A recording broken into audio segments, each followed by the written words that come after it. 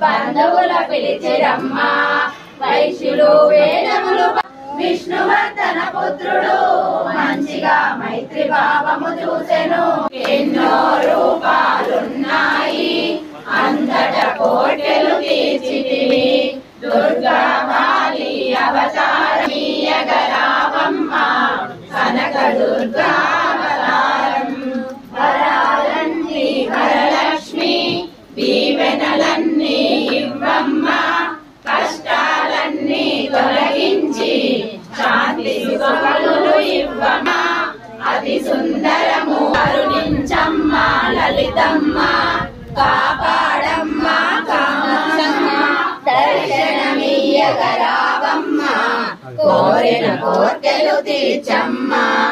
జగమంతటికి కన్యకుగా వైశ్యుల సేవలనందుకొని అంతట నీవే నిండితివి 40 వెలుగొండా పురిచమ్మ హరిషడ్గము తొలగించి సద్గుణావళి చేకూర్చి మోక్షము సంగే దేవర ఆదిశేషు జగదలహారములీవమ్మ కన్యకదేవి అవతారం జగమంతటికి ఆధారం.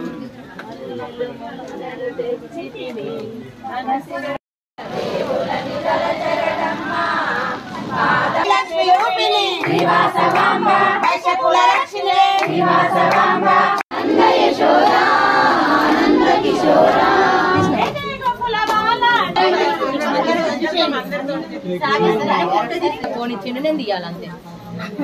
జై వాసవి హుస్నాబాద్ వైశ్య భవన్ లో కన్యకా పరమేశ్వరి అమ్మవారి ఆలయంలో ఈ రోజు వ్యాస పౌర్ణమి ఆషాఢ పౌర్ణమి సందర్భంగా అమ్మవారికి మహిళలందరం కలిసి శాకాంబరి పూజ జరిపించాము.